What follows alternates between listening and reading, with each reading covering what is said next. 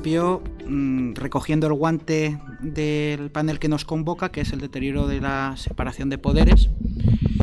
Y si a mí se me pregunta si ha habido algún deterioro en la separación de poderes, concretamente en España y en Europa, solo puedo decir que no. No hay un deterioro de la separación de poderes. Y no hay un deterioro de la separación de poderes porque no existe la separación de poderes en los países europeos, en Europa después de la Segunda Guerra Mundial. Efectivamente, yo creo que además hay una cosa que debemos, en primer lugar, precisar conceptualmente, ¿qué es la separación de poderes? Porque generalmente se viene a confundir la independencia judicial de la separación de poderes. Y el poder judicial en sí mismo, como ya dijera Montesquieu en El espíritu de las leyes, no es un poder político, es un poder que define casi nulo, lo define como presque nul, casi nulo, siendo los poderes políticos del Estado y de la nación, respectivamente el Ejecutivo y el Legislativo. Bien, así las cosas, lo que ahora existe en España y existe en Europa es una división funcional de los poderes, pero no existe una separación de poderes porque esa separación tiene que ser en origen, originalmente. Ahora mismo tenemos en los sistemas políticos, por ejemplo, italiano, español, Francia está muy cerca de ser, efectivamente, de existir la separación de poderes, pero no lo hay porque el presidente de la República no puede nombrar libremente a su ejecutivo, ¿no? Pero de una sola elección salen todos los poderes clásicos del Estado, el legislativo, el ejecutivo y el judicial. En consecuencia, lo que exige, ahora mismo existe, es una separación funcional de funciones. Efectivamente, ahí tenemos un legislativo, hay un parlamento, tenemos un ejecutivo, hay un gobierno y hay unos jueces que efectivamente dictan sentencias, pero no están separados en origen. Elecciones diferentes en origen es el requisito indispensable para que exista separación de poderes. En nuestro caso, en el español, por poner el más cercano que tenemos, se vota el legislativo, supuestamente se vota el legislativo, de allí sale el ejecutivo y entre ambos eligen al judicial. En consecuencia, no existe separación de poderes en origen. ¿Pero qué es eso de que el legislativo elige al ejecutivo? Ni eso siquiera. Bastaría que se presentaran los jefes de partido a esas elecciones y se hicieran las elecciones y después, reunidos con su porcentaje, se hicieran las listas poniendo a cada uno de los supuestos legisladores y tendríamos exactamente el mismo resultado que votando a esas listas de partido originalmente. Esto es así. Pero si entramos en el terreno de la independencia judicial propiamente dicha, exactamente lo mismo. ¿Cómo se puede hablar de independencia judicial cuando la Fiscalía General del Estado, que es una estructura que se rige por el principio de obediencia y jerarquía, en su cúspide está designado un fiscal general del Estado designado directamente por el Ejecutivo? ¿Cómo se puede decir que existe independencia judicial cuando la constitucionalidad de una norma, de un acto administrativo, no lo pueden decidir los tribunales ordinarios, sino que las tiene que decidir un tribunal político, que es un invento de Sieyes, luego avalado por Kelsen con posterioridad, y no lo puede, que está fuera de la jurisdicción, no hay que ni pertenecer a la carrera judicial para ser magistrado del Tribunal Constitucional? ¿Cómo se puede defender la independencia judicial cuando existe un Consejo General del Poder Judicial, órgano de gobierno de los jueces, que resulta elegido por la misma clase política, por los partidos políticos? ¿Cómo se puede hablar de independencia siquiera personal de un juez instructor cuando no existe una policía judicial auténtica que dependa únicamente de jueces y magistrados? Y por no hablar de la falta total de independencia presupuestaria. De hecho, si cogemos nuestro texto del año 78, el artículo 117 y siguientes, a partir de ahí es de donde se habla en principio de lo que supuestamente sea el Poder Judicial. Entonces, claro, uno coge el 117 y empieza a leer y dice, bueno, ahora me van a hablar aquí de la independencia judicial. Sorpresa, no se habla del Poder Judicial. De lo que se habla es de la independencia personal de jueces y magistrados. Ahí se dice que los jueces tienen que ser inamovibles, responsables e independientes, con un plural que no es casual. Hombre, lo raro sería que un texto constitucional dijera que los jueces no tienen que ser independientes, que no tienen que ser responsables o que no tienen que ser inamovibles. O sea, elevar a rango constitucional la prevaricación, por ejemplo, no. Efectivamente, un juez en la soledad de su de su despacho, de su juzgado, entiendo que sí, que efectivamente es libre para poner sus decisiones. El problema es la independencia institucional de la justicia, y esa no existe. Esto es algo, además, que viene generalmente recogido, además, por la jurisprudencia más autorizada. Yo no me remito a Madison, no me remito a Montesquieu, sino me remito incluso a la posguerra de la Segunda Guerra Mundial. El tribunal alemán, el Tribunal Constitucional de Bonn, General Leichthof, efectivamente dice que el principio de representación y de separación de poderes se ve superado y se ve sustituido por un principio de identidad, de identificación, de integración de las masas en el Estado a través de los partidos políticos, sustituyendo el viejo sentido de la representación, el antiguo sentido de la representación. En este sentido, también se me puede decir sin género de dudas que Rousseau ha triunfado sobre Montesquieu, evidentemente. Montesquieu es lo anticuado, Rousseau es lo moderno, y de aquello, pues efectivamente, tenemos lo que tenemos ahora. En definitiva, no existe separación de poderes, las ambiciones del poder no vigilan a las ambiciones de poder como es debido, debiendo estar naturalmente enfrentados, como es la única garantía que tenemos los ciudadanos de que no exista ese abuso del poder, ¿no? En definitiva, y con esto concluyo, entiendo que no se puede hablar de deterioro de la separación de poderes en la Europa continental, en Europa, porque efectivamente pues no hay nada que deteriorar. Para que se pudiera deteriorar la separación de poderes debería existir previamente, de la misma manera que se dice que siempre se habla de regenerar. No se puede regenerar lo que no está generado. Primero hay que generarlo, esa separación de poderes, hay que generar democracia, una democracia, para que luego se pudiera, recuperar. En Estados Unidos sí, por ejemplo, porque allí sí que hay separación de poderes. Efectivamente, allí sí que hay principio representativo. Allí, llegado el punto de una supuesta degeneración, sí se podría regenerar, pero en España, por ejemplo, no. Y nada más, esto es simplemente como punto de partida, creo que ya es más que suficiente, y le cedo la palabra al resto de compañeros de mesa. Sí, bueno. Gracias por la invitación. Mi enfoque va a ser un poco más conceptual. Pienso que hay un problema cuando hablamos de... Concuerdo con el diagnóstico que ha hecho Pedro. El diagnóstico que ha hecho Pedro en cuanto a que no existe actualmente separación de poderes. No creo que sea solamente un fenómeno en Europa, esto también ocurre en Hispanoamérica. Pienso que también ocurre ahora en el caso de los Estados Unidos. Este juicio a Trump demuestra cada vez que la separación de poderes entre el judicial, legislativo y ejecutivo es cada vez menos claro.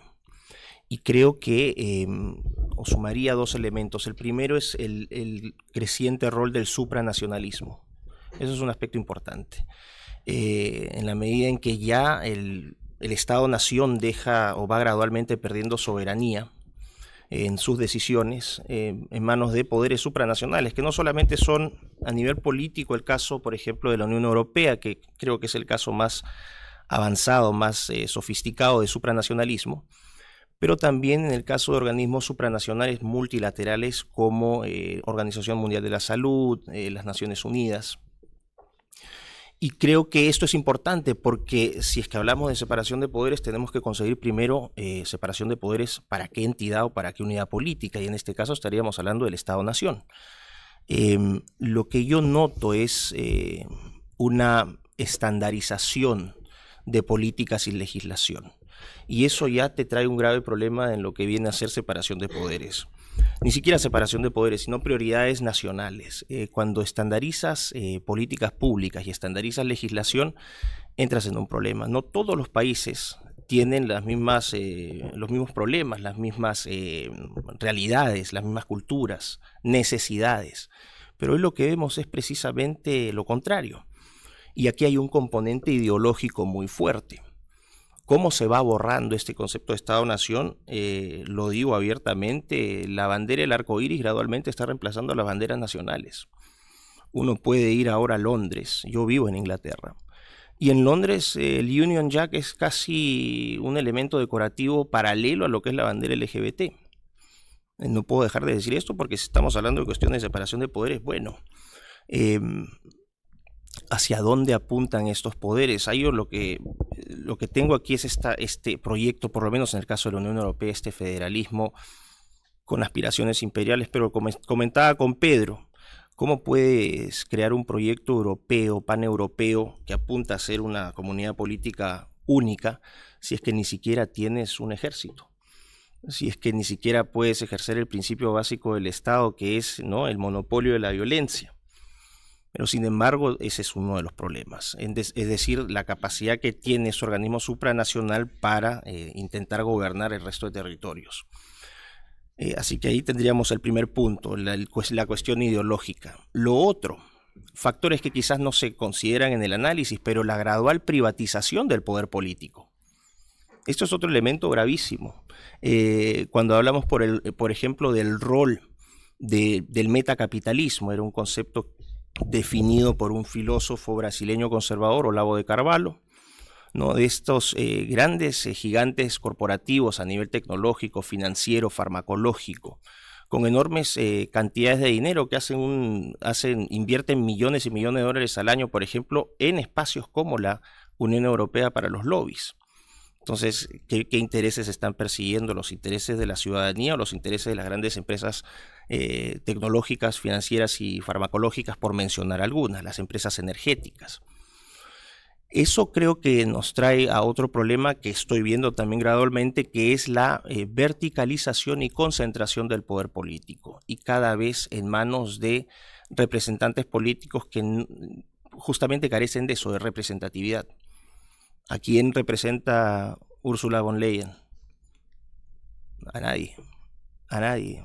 Es miembro de un espacio llamado Comisión Europea, donde es básicamente un club de amigos donde tienen un poder casi ilimitado, ¿no? Pueden teledirigir las políticas de los países a distancia sin conocer sus realidades. Entonces, parto de esta parte de arriba, vámonos hacia abajo. ¿De dónde surgiría el poder político para que esta división pueda darse de facto? Tiene que partir de las necesidades de la comunidad, ¿no? Un concepto de bottom-up, de abajo hacia arriba, donde la ciudadanía va descubriendo cuáles son sus prioridades, sus necesidades, van llegando a ciertos acuerdos o consensos. Si es que hay disputas, las debaten en los espacios políticos, en este caso serían los parlamentos. Pero esta inversión, o sea, esta relación bottom-up, donde la legitimidad del poder político emana desde las bases, se ha invertido. Ahora lo que tenemos es top-bottom, es decir, desde el poder político se ejerce un control hacia abajo, y eso obviamente limita la capacidad de los estados-nación de poder separar sus poderes para que haya accountability, lo que se llama contrapesos, checks and balances. Eso yo cada vez lo veo más difuso. Muy bien, pues muy buenas tardes a todos y gracias al Juan de Mariana por la invitación, y me alegra mucho además estar aquí en esta casa, en la Universidad Francisco Marroquín, en la Casa de la Libertad, con la que me une un tiempo muy bueno de trabajo, algunos antiguos alumnos que veo ahí al fondo, y muchas ideas y muchas horas hablando de libertad y hablando de las amenazas a la libertad. Bien, y el tema que nos planteaba el panel, la mesa redonda, yo creo que en la España de hoy, que es a lo que me quiero referir, sin perjuicio de que luego pueda hacer alguna mención a alguna de las cuestiones que han dicho quienes me han precedido en el uso de la palabra, pero me quería referir más bien a dos cosas que me preocupan mucho en lo que podemos catalogar como deterioros de la separación de poderes en la España de hoy, y una tercera que es más bien, bueno, pues al menos una rendija de esperanza o de luz, ¿no? El primer punto que quería tocar es sin duda el que me parece más grave, y es con qué naturalidad en los últimos 4 años, casi 5, de la vida política española, se ha instalado con toda naturalidad que legisla el Poder Ejecutivo. No el Poder Legislativo, sino el Poder Ejecutivo. Entonces, con toda naturalidad se da por sentado desde los medios, y no es que sea un reproche a nadie, a los medios, es un reproche a los culpables de ello, evidentemente, al gobierno, pero ya todo el mundo habla, incluso hablamos con toda naturalidad del decreto ley de la semana que viene, como si un decreto ley no fuera una cosa de extraordinaria y urgente necesidad que jamás debería producirse, salvo algo verdaderamente relevante. La cuestión de si el Ejecutivo debía legislar y si el Legislativo debía ejecutar es algo que esto sí que viene desde el origen, el principio del principio del crecimiento de la filosofía de la libertad a lo largo del siglo XVIII y sobre todo en el último tercio del siglo XVIII y principios del XIX. Evidentemente los primeros, los norteamericanos, los padres fundadores lo ven muy bien y lo explican muy bien, y Adams, por ejemplo, lo dice una frase que ahora parece muy obvia, pero que en su momento era muy rompedora y es aplicable, ¿no? Dice que el Ejecutivo nunca puede ejercer el poder legislativo ni tampoco el poder judicial, habla para que sea un gobierno de leyes y no de hombres, ¿no? Madison, hay en los Founding Fathers mucho texto escrito, y a partir de ahí es evidente que muchísimo más.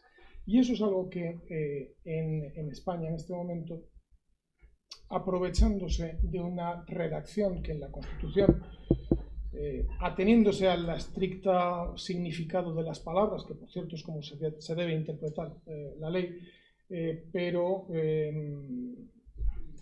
extralimitando hasta límites nunca conocidos, pues hemos llegado a la locura de que llevamos en menos de 4 años 132 reales decretos leyes. Y por supuesto hay muchas más leyes en los últimos años en España que las ha hecho el Poder Ejecutivo.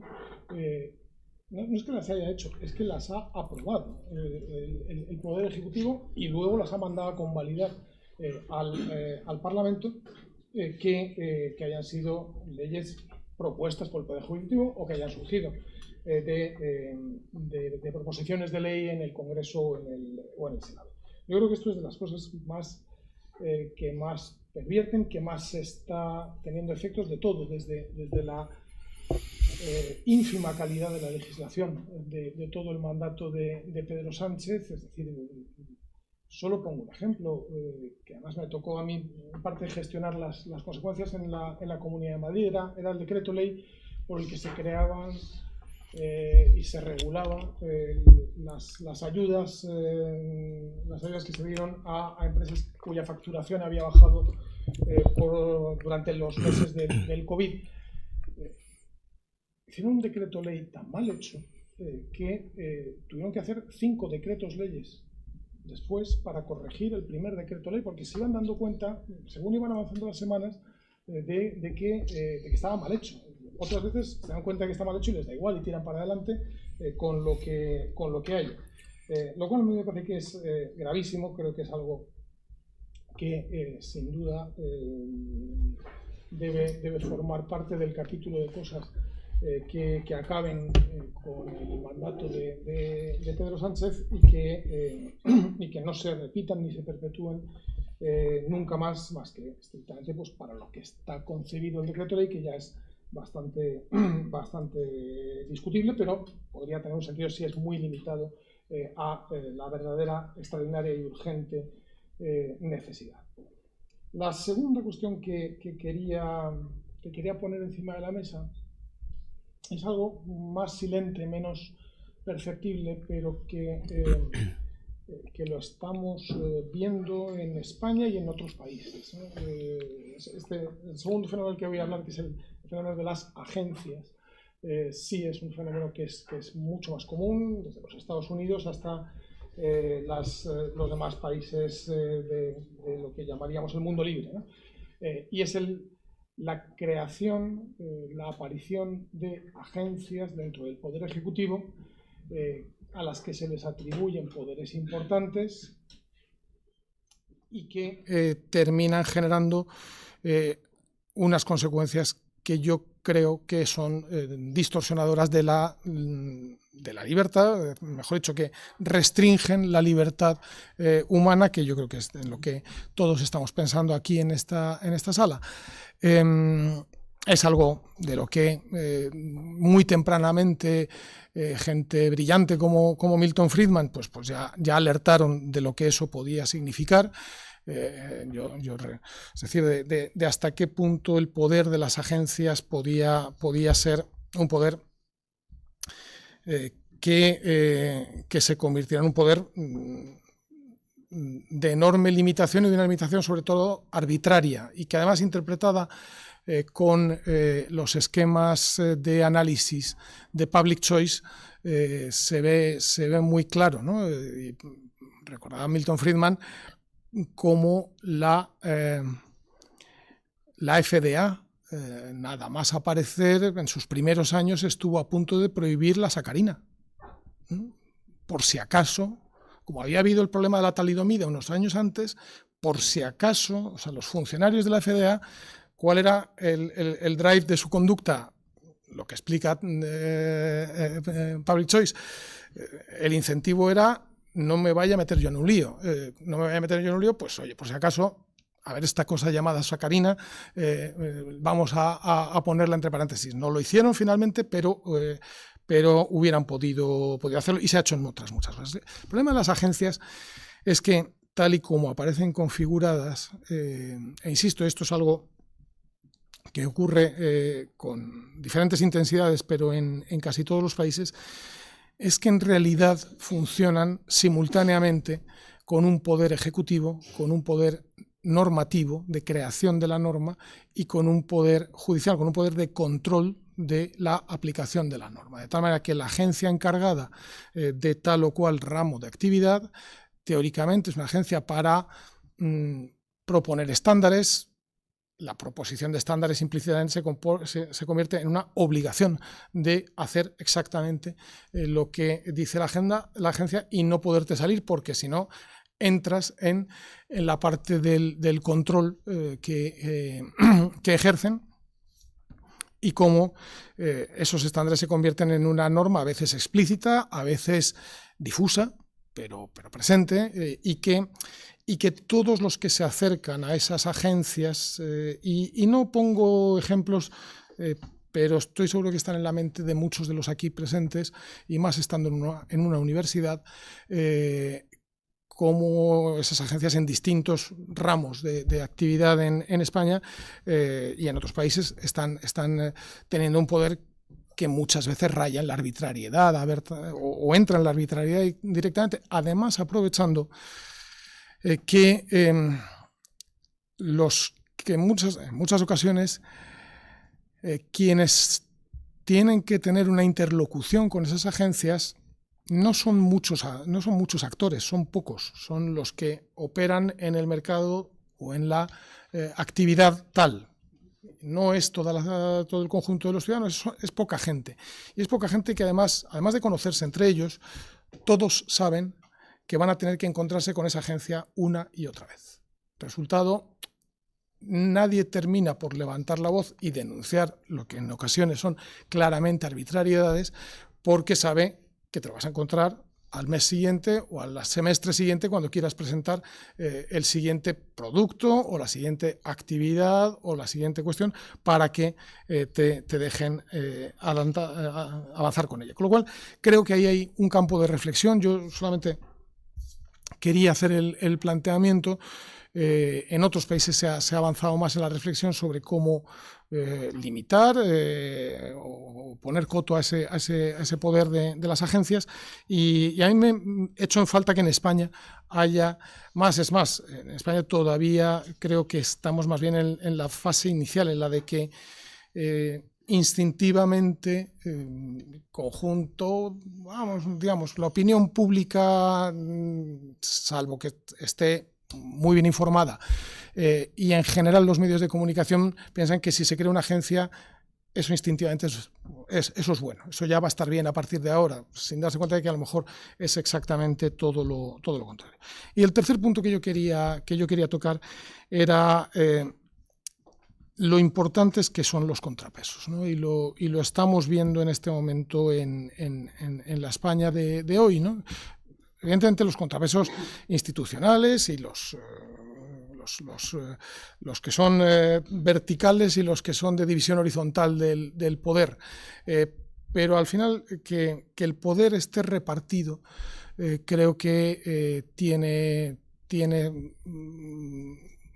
para muchas cosas un efecto positivo y yo, sin ser, que no lo soy, nunca lo he sido, un entusiasta sin límites de la división autonómica del poder en España, también digo, ¿qué hubiera pasado si no hubiera habido, por ejemplo, una Comunidad de Madrid saliendo al paso de una y otra barbaridades hechas desde el gobierno de la nación en los últimos años? Y yo creo que en ese sentido la tarea que hemos intentado hacer y que estamos intentando hacer desde la Comunidad de Madrid es algo que yo creo que es positivo y desde luego intentamos que lo sea. Es decir, si con una ley educativa, entre otras muchas barbaridades antiliberales, pero una de ellas es que intentan invadir y erradicar o limitar el espacio de la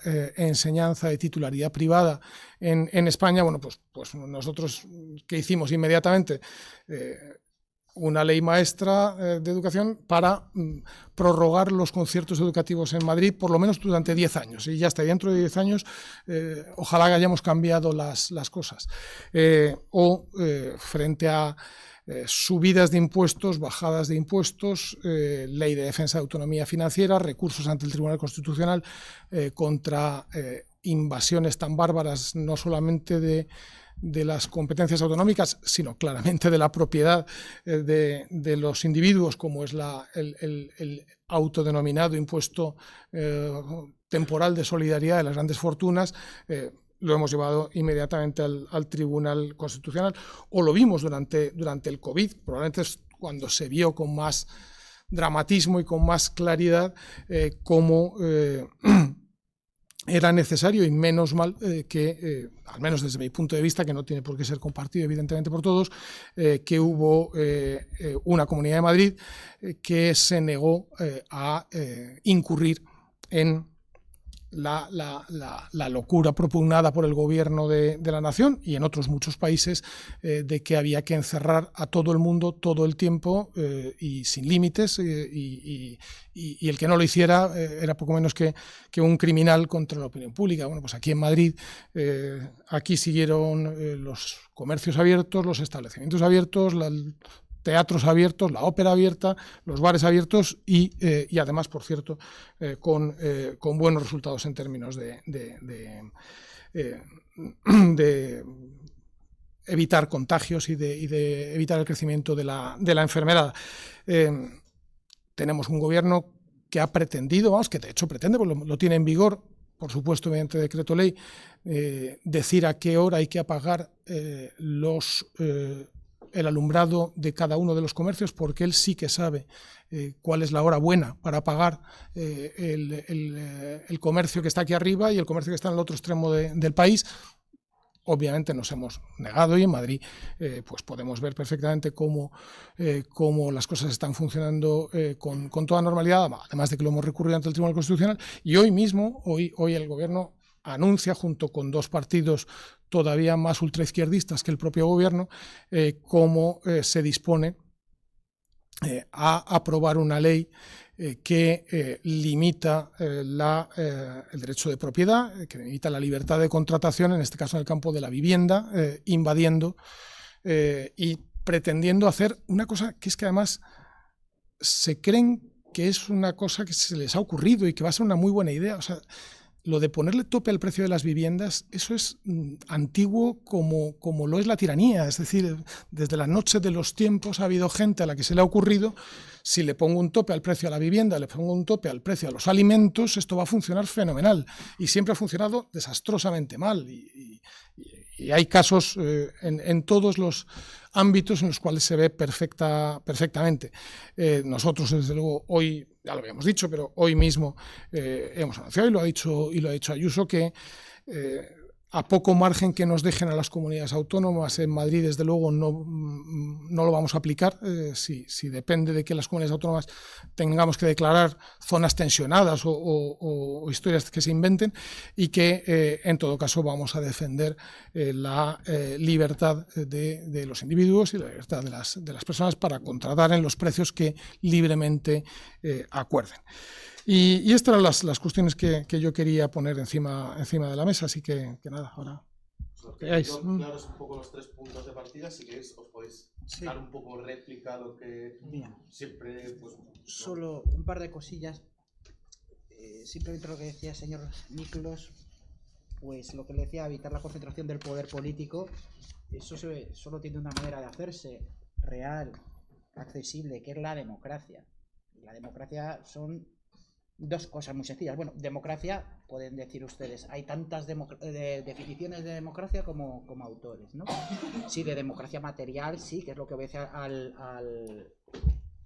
la finalidad de la igualdad, al fin de la igualdad, o tiende a la igualdad. Pero yo no hablo de eso, yo hablo de la democracia formal, de lo que los marxistas despectivamente llamaban democracia burguesa, como reglas de juego. Y de esa solo hay una, que es separación de poderes y principio representativo. Y de eso aquí, nada de nada, que es lo que quería decir. Don Javier también habla de libertades individuales, de la protección de la libertad individual. Y sí, todo eso está muy bien, pero es que no pueden existir libertades individuales si no existe libertad política. Sin control del gobernante no existe la posibilidad de tener libertades individuales.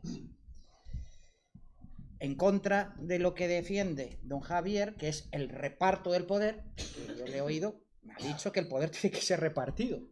Yo no quiero que el poder sea repartido. Yo lo que quiero es que el poder sea controlado y separado en origen, que es cosa muy diferente. El reparto del poder, precisamente, es lo que nos ha llevado a la situación que tenemos ahora. A partir del año 78, el consenso entre los que estaban en aquel momento en el poder gobernando y la oposición que traiciona a todas las expectativas de libertad política de un pueblo como el español es lo que nos ha llevado aquí ahora, el consenso. Consenso es repartirse el poder, y la verdad es que el poder está repartido. Yo no niego que el poder esté repartido, efectivamente está repartido. Lo que yo niego es que el reparto del poder es negativo, es un disvalor, no es un valor, sino todo lo contrario. Como bien también decía don Javier, y estoy totalmente de acuerdo con él, en lo que hablaba Adams, el término exacto era la República de Leyes, de John Adams, en contraste de un concepto anterior que era el del Estado de Derecho. Vale. Por un lado tenemos el Estado de Derecho, que era un concepto de un jurista que se llamaba Robert von Moll, que lo que dijo, inventó o ideó ese concepto, que era para limitar la función del Estado policía. El Estado policía no sometido más que a la voluntad del propio gobernante. Entonces dice, bueno, pues hay que poner unas normas y esas normas deben ser obedecidas. Pero atención, esto es importante, sin contar con la forma de la producción legislativa, sin contar con que esas normas fueran elaboradas por verdaderos representantes. Sin embargo, lo que Adams aporta es una cuestión muy importante, la representación. Es decir, las normas tienen que ser obedecidas en la medida de que obedecen a una elaboración por verdaderos representantes. Esa es la novedad que ofrece John Adams. Y también estamos en lo mismo. De ahí se sigue una cadena lógica que es, y además como estoy en este foro liberal, pues voy a utilizar también terminología liberal, de Mises y de Hayek, concretamente, que es cómo se satisfacen las necesidades legislativas de los gobernados. Para que sean detectadas las reales necesidades legislativas de los gobernados, se necesitan verdaderos representantes pegados a esa realidad social, ahí abajo, no a través de partidos políticos, sino a través de representantes verdaderos. Esto solo se consigue a través de un sistema mayoritario o uninominal de distrito que conforme a auténticos legisladores. Pero aquí en España no. Aquí en España, también como decía don Javier, legisla el Ejecutivo, no legisla el Ejecutivo, legislan los partidos políticos, que son legislativo, ejecutivo y judicial. Son trino, es la Santísima Trinidad lo que tenemos aquí. No están separados en origen. En consecuencia, y siguiendo con esa terminología liberal, que creo que es muy interesante por la audiencia que tenemos, esa información necesaria para esa coordinación social legislativa es una información dispersa, difícilmente articulable y que no es teórica, sino esencialmente práctica. Y de esa manera solo se pueden detectar esas necesidades legislativas a través de representantes pegados, de distrito, cuya unión de todas esas mónadas electorales conformen una asamblea legislativa verdaderamente representativa. Y esto no es ninguna ciencia ficción. Existe en Francia, existe en Estados Unidos, existe en el Reino Unido, no existe en Portugal, no existe en Alemania, no existe en España, no existe en los países nórdicos. Esto es así. Y, claro, con esa verdadera información que solo pueden captar esos representantes de distrito, se puede hacer una norma que obedezca a una realidad, a una necesidad. Es decir, existe una cadena entre la necesidad social, la verdadera representación, la ley y luego su aplicación por jueces independientes. Eso en España es imposible, porque no existen verdaderos representantes de los gobernados. No existe representación, existe identificación e integración de las masas en partidos estatales, pagados por el Estado, que están incrustados en el Estado, que no responden ante el gobernado, sino ante el Estado. Son tentáculos que salen del poder político hacia los gobernados y en los cuales se suben los partidos políticos para legislar desde arriba. No al revés. Los partidos, yo no estoy en contra de los partidos políticos, ojo. Los partidos políticos no es que sean buenos ni malos, es que son inevitables, como consecuencia de la libertad de asociación, por razones ideológicas, en este caso. Lo que tienen que ser los partidos políticos son de la sociedad civil, devolverlos a la sociedad civil, de donde nunca debieron haber salido. Sin embargo, a día de hoy lo que tenemos son partidos de Estado y sindicatos de Estado. ¿Qué diferencia hay con esto con lo que teníamos con Franco? En la relación de poder, digo, porque hay que ser muy cretino para decir que no estamos mejor ahora con Franco. Hay libertades individuales, sí, otorgadas desde arriba, no conseguidas, no conquistadas. Pero ¿cuál es la diferencia que existe en la relación de poder entre gobernantes y gobernados ahora que con Franco? Cero, ninguna, en absoluto. Antes había un partido de Estado en el Estado y ahora hay varios partidos de Estado en el Estado, diferentes. Lo único que le dan a uno un menú a elegir. Antes había un sindicato en el Estado, la Falange, y ahora hay varios sindicatos en el Estado, pagados por el Estado, no de los trabajadores. Pero ¿cómo van a defender los intereses de los trabajadores si son pagados por el Estado? Eso es una ficción absoluta. Y sigo. En consecuencia, lo que añade Adams al guiso de Robert von Moll es ese ingrediente especial que es la representación. Y así los Estados Unidos de América descubren ese invento genial que es la democracia, pues casi de rebote, porque tenían un enemigo y descubren lo que ellos inventaron, que es la república constitucional, que es lo que tienen ellos. El enemigo en el Ejecutivo, el rey Jorge. El enemigo, ¿quién era de ellos realmente? ¿El rey Jorge? Pues sí, pero el enemigo de ellos, ¿quién era? El Parlamento. El Parlamento. Y entonces inventan el presidencialismo republicano, que es lo que tienen en los Estados Unidos de América, ¿no? Yo no defiendo, tiene muchísimos defectos el sistema norteamericano, pero lo que es verdad es que existe principio representativo. Eso no lo podemos negar. Entonces, yo lo que quiero decir es que legislan los partidos políticos. Con esto voy a terminar. Miren ustedes, el Parlamento. ¿A punto de qué sirve el Parlamento? Bastaría que se reunieran en un pequeño gabinete el señor Sánchez, el señor Feijóo, o el líder de la oposición de turno, quien sea, los líderes de los partidos políticos, alrededor de una mesa chiquitita, y dijeran: yo tengo el 33%, yo tengo el 25%, yo tengo el 40 y tantos %, y sacaran todas las leyes.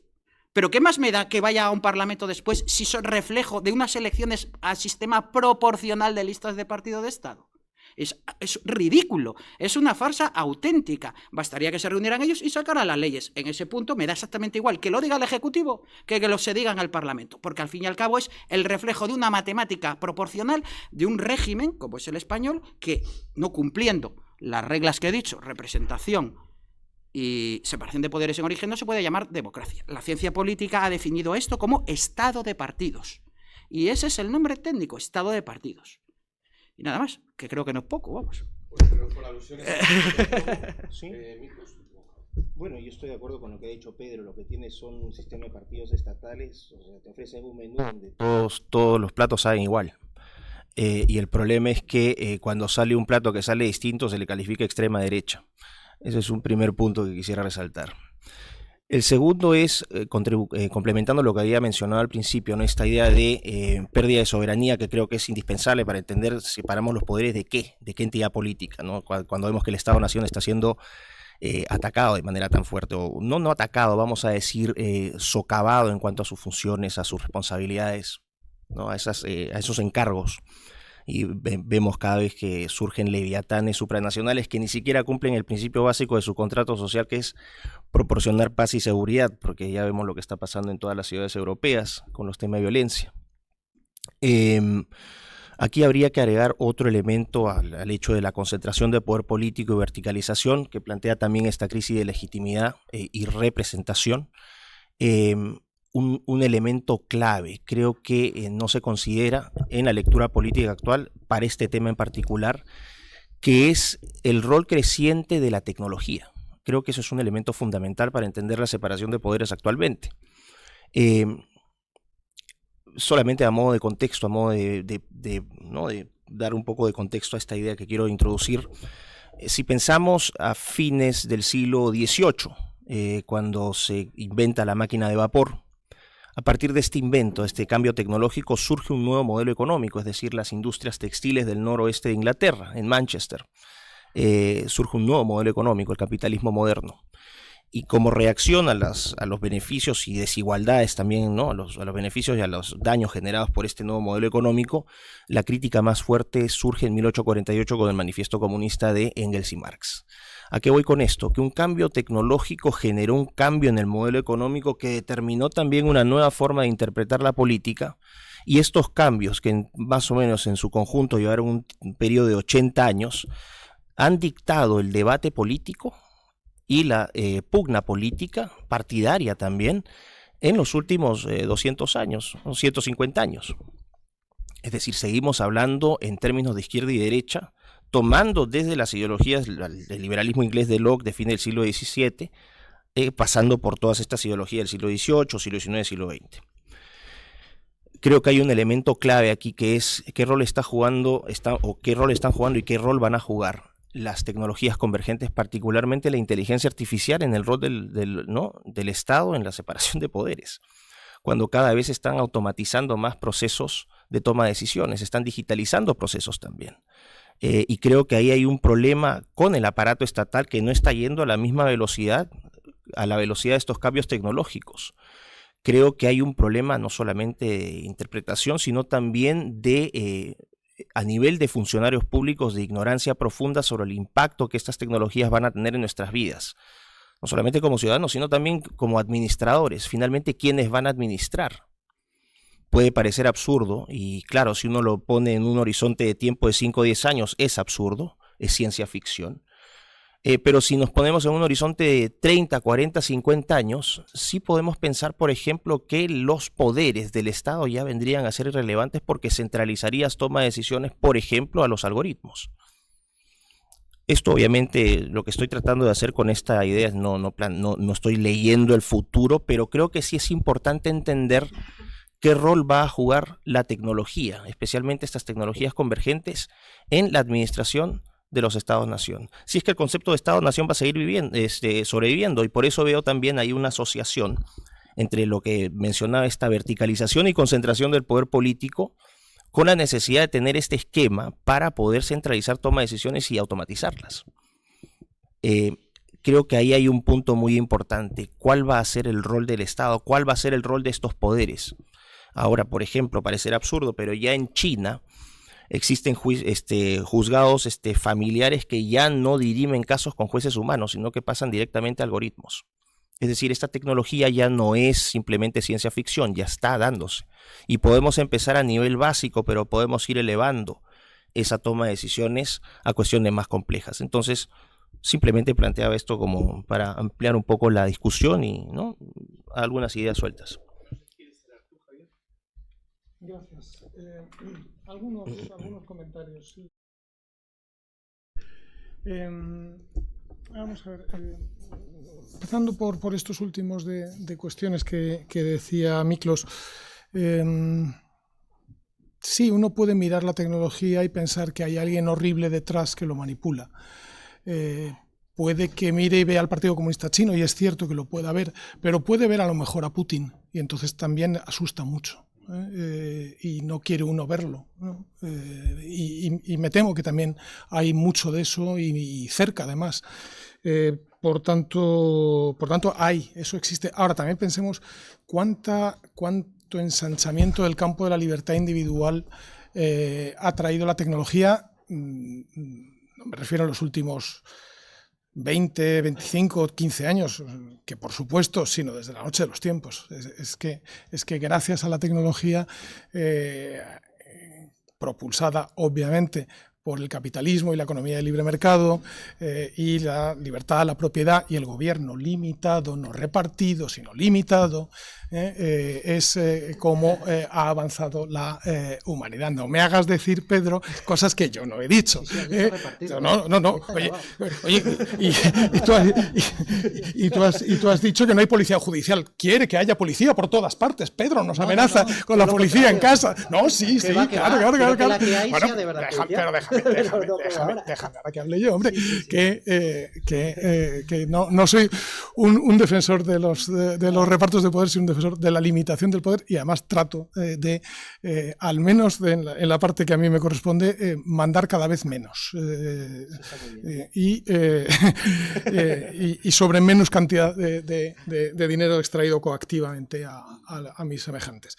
Entonces, eso, o sea, que la tecnología evidentemente puede ser utilizada para el mal, y que es un instrumento que lo que tiene que haber es capacidad de verlo, de conocerlo, capacidad de que no haya barreras de entrada, que haya mecanismos en los cuales eso se ponga de manifiesto, y pueda haber alternativas que libremente utilicen las personas. Tampoco soy yo partidario de entrar muy del gusto de ese conservadurismo creo, que tanto rechaza el concepto final de libertad y de apertura y de mundo abierto, que nos está llevando a un proteccionismo y a una restauración. Yo no paro de oír hablar, por un lado y por otro, de soberanía alimentaria, soberanía energética, soberanía no sé cuántos. Y yo digo, ¿y por qué no le llamáis autarquía? Y ya así nos entendemos mejor y ya sabemos de qué estáis hablando, ¿verdad? Que es lo de siempre, o sea, la vieja defensa de la autarquía. Entonces, una cosa es tratar de que Putin no nos manipule a través de gente que vaya colocando por el camino, ni que el Partido Comunista Chino haga lo mismo, y otra cosa es que entremos en una cosa de que aquí hay que prohibirlo todo y no permitir que se pueda avanzar. No me hace ninguna gracia cosas que estamos viendo en relación con inteligencia artificial y la acción del poder público. Algunas cuestiones que decía Pedro Manuel, más allá de la distorsión de mis palabras. Vamos a ver. Es obvio que un sistema político, un sistema de representación política, que finalmente es un sistema para dar cauce a la expresión de las preferencias de los individuos, como el británico o el francés o el norteamericano, basado en distritos mayoritarios uninominales, vamos, no es que no me disguste, es que me entusiasma. O sea, ya me hubiera gustado a mí que eso hubiera sido lo que se hubiera puesto en la Constitución, como algunos lo defendieron, por cierto, en aquel momento, efectivamente. Pero, o sea, que no me causa ningún problema. Ahora, de ahí a decir que todo lo demás es inservible, pues tampoco lo creo. Que hay cosas que no funcionan bien, es evidente. Pero también pensar como que todos los partidos y todos los sindicatos son como una especie de tentáculos de una misma cosa, pues no. O sea, yo creo que existe el pluralismo, que hay confrontación, que debe haber confrontación, que es bueno que la haya, que cuando los que la intentan apagar por la vía de la cancelación o por la vía del wokeism o por la vía de directamente impedir que se digan las cosas, hacen un mal. Y también digo, yo es que no sé muy bien exactamente lo que tú propugnarías, ni tampoco pretendo que lo sostengas ahora, ¿eh? O sea, los sistemas políticos de base asamblearia, de representación directa, han dado muchos problemas, pero muchos problemas a la humanidad siempre. Estoy de acuerdo con eso. Claro, sí, pero uno puede estar de acuerdo con una cosa, con la contraria, y entonces, ¿cuál es la que uno diría que debe ser? Es decir, a mí, imaginar, es decir, veo los defectos de los partidos políticos, ¿cómo no los voy a ver? Los veo incluso desde dentro, ¿no? Pero tampoco termino de ver muy claro que las cosas funcionen mejor de otra manera, en todos los ámbitos. Hay cosas que sí. Por ejemplo, he tenido la inmensa fortuna de vivir 4 años de mi vida en un país que, como muchos otros países latinoamericanos, tiene un sistema presidencial que cuando uno llega y lo ve de cerca, descubre que es donde de verdad mandan los parlamentarios.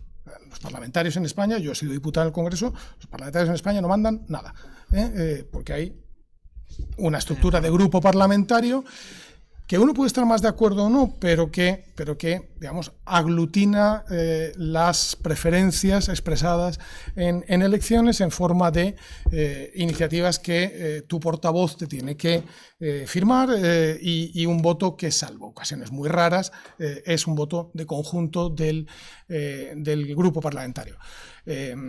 Cuando uno ve la realidad en muchos países latinoamericanos y no latinoamericanos, en el cual cada discusión de cada ley, y no digamos de cada presupuesto, es una negociación uno por uno con cada uno de los diputados, con todo lo que eso, en ocasiones, no digo en todas, lleva aparejado ya no digo de cesiones políticas, sino, en fin, directamente de cesiones tal cual. Eso también tiene sus problemas. O sea, y no es que lo esté descalificando, digo que no pensemos que es un ideal sin mancha ninguna, porque también tiene sus problemas y se ven muy claramente.